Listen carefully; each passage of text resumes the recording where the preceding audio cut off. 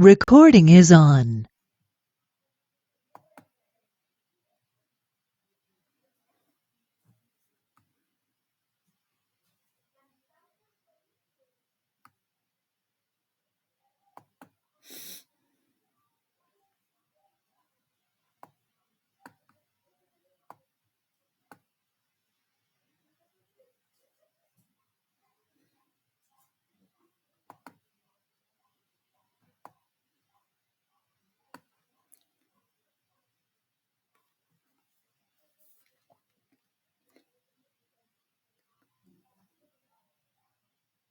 La temática que vamos a considerar ahora ha sido titulada Boltzmann Redux por el gran físico matemático alemán Stefan Boltzmann, y Redux hace referencia al hecho de que la evolución de la entropía fundamental del universo primitivo representa una evolución entrópica reducida hacia una baja entropía.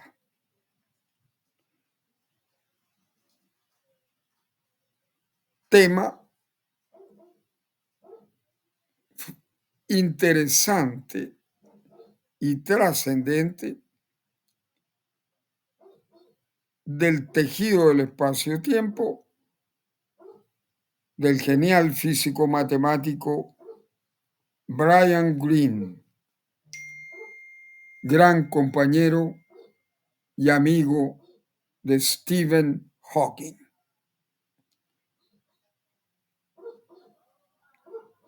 Como se mencionó en el capítulo anterior, la ráfaga inflacionaria se considera mejor como un suceso que ocurre en un universo preexistente, más que considerarse como la creación del propio universo.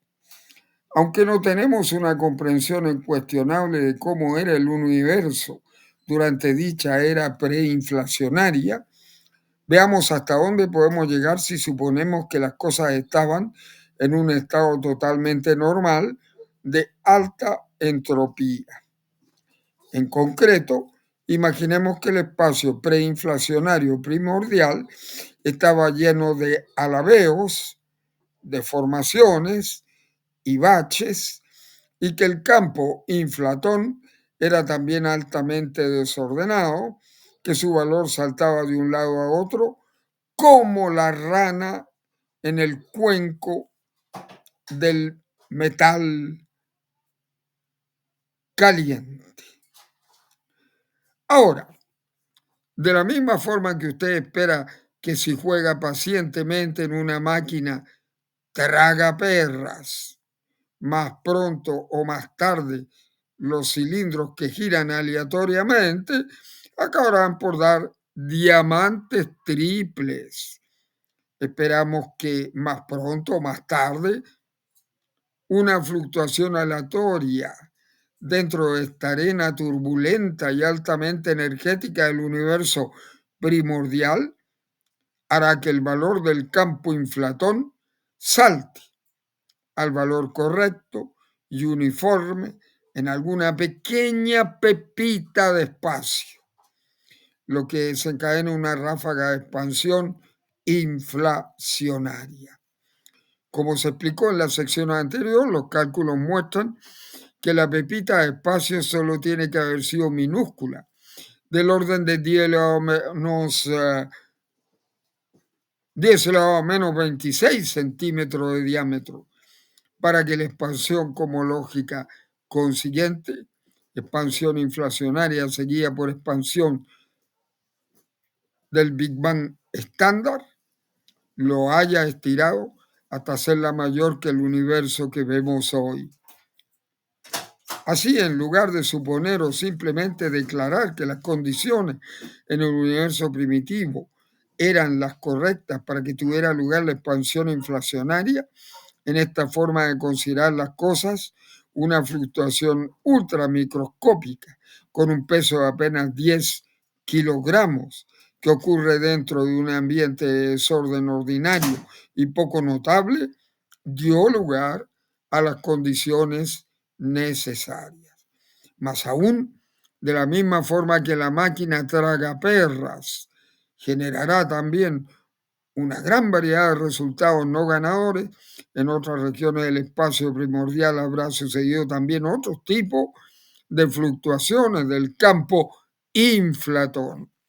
En la mayoría de ellas, la fluctuación no habría tenido el valor correcto o no habría sido suficientemente uniforme para que ocurriera expansión inflacionaria.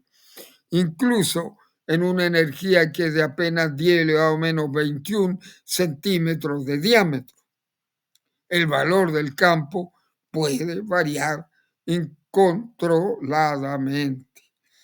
Pero todo lo que nos importa es que había una pepita que generó la ráfaga inflacionaria, que suaviza el espacio y proporcionó el primer eslabón en la cadena de baja entropía, lo que llevó en última instancia a nuestro cosmos familiar. Puesto que solo vemos nuestro único y gran universo, solo necesitamos que la máquina tragaperras cósmica dé el premio una vez.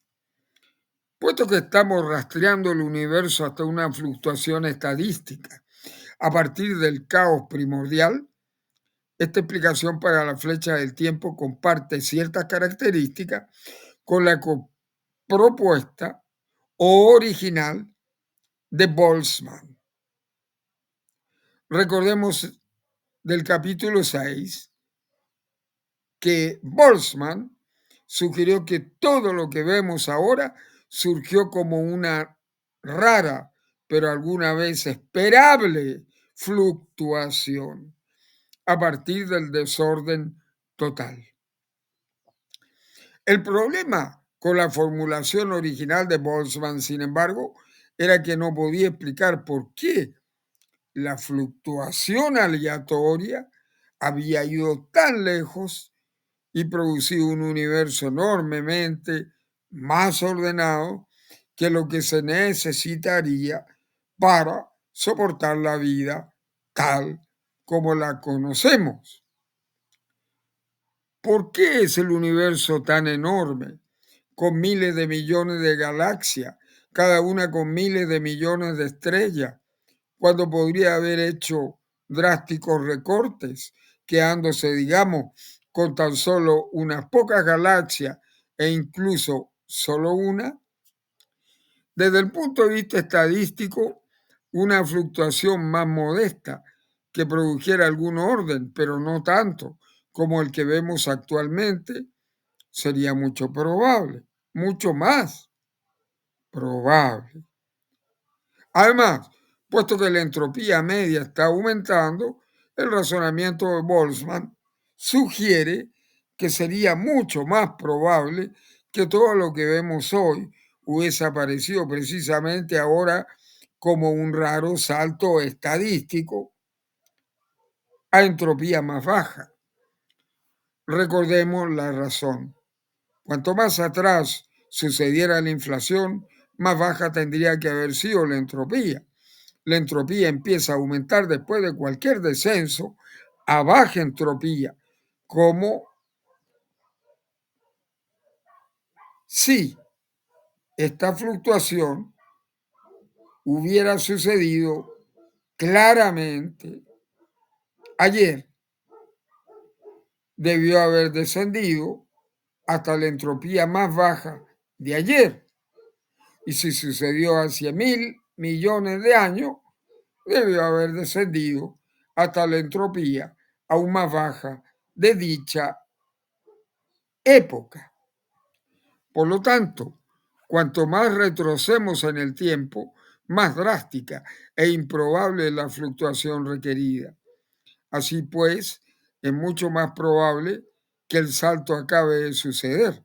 Pero si aceptamos esta conclusión, no podemos confiar en los recuerdos, los registros o incluso las leyes de la física que subyacen a la propia discusión, una posición completamente insostenible. La tremenda ventaja de la encarnación inflacionaria de la idea de Boltzmann es que una pequeña fluctuación al principio del universo, un salto modesto a las condiciones favorables dentro de una minúscula pepita de espacio, da inevitablemente el universo enorme y ordenado que conocemos hoy. Una vez que se puso en marcha la expansión inflacionaria, la pequeña pepita fue estirada inexorablemente hasta escalas al menos tan grandes como el universo que vemos actualmente. Y por ello no hay ningún misterio en por qué el universo no redujo esquina. No hay ningún misterio en por qué el universo es inmenso y está poblado por un enorme número de galaxias.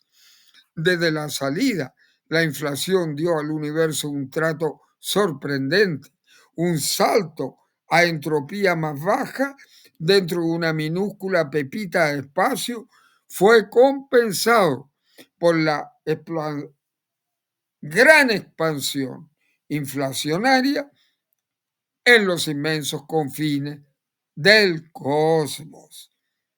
Y de máxima importancia, el estiramiento inflacionario dio simplemente un universo más grande y viejo, dio nuestro gran universo. La inflación explica la forma del espacio, explica la uniformidad a gran escala y explica incluso las inhomogeneidades a escalas más pequeñas, entre comillas, tales como las que dieron origen a la galaxia y variaciones de temperatura en la radiación de fondo que dieron origen a estas y a sus estrellas. La inflación reúne una riqueza de poder explicatorio y predictivo en una fluctuación a baja entropía. Y así es muy posible que Boltzmann haya estado en lo cierto. Todo lo que vemos puede haber sido resultado de una fluctuación aleatoria a partir de un estado altamente desordenado de caos primordial. En esta realización de sus ideas, no obstante, podemos confiar en nuestro registro y podemos confiar en nuestros recuerdos. La fluctuación no sucedió precisamente ahora. El pasado sucedió realmente. Nuestros registros son registros de cosas que tuvieron lugar. La expansión inflacionaria amplifica una mota de orden minúscula en el universo primitivo.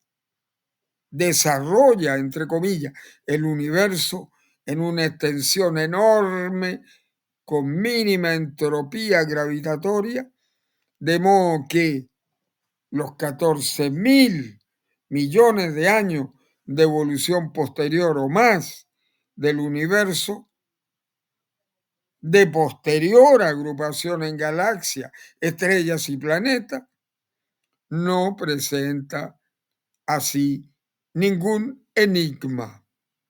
De hecho, esta aproximación nos dice incluso un poco más. De la misma forma que es posible dar con el premio gordo en varias máquinas tragaperras en un casino, en el estado primordial de alta entropía y caos general, no había ninguna razón para que las condiciones necesarias para la expansión inflacionaria aparecieran solamente en una única pepita espacial.